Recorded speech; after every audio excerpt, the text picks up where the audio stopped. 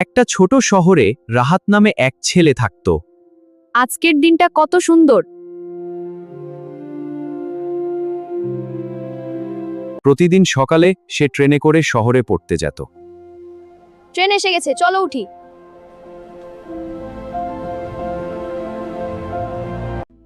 বাবা, আমি ফিরলাম। বাবা, তুমি খুব ক্লান্ত দেখাচ্ছ। হ্যাঁ বাবা, দিনমজুরের কাজ খুব কঠিন। আমাদের সংসার চলছে কষ্ট করে।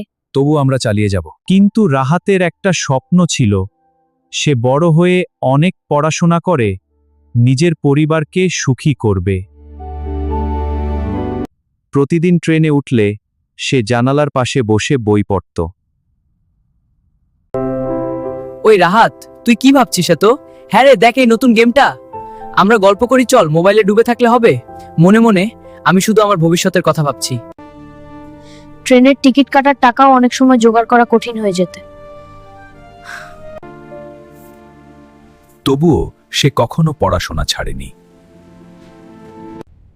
আমি বড় হয়ে অফিসার হতে চাই, তাই কষ্ট হলেও পড়াশোনা ছাড়তে চাই না।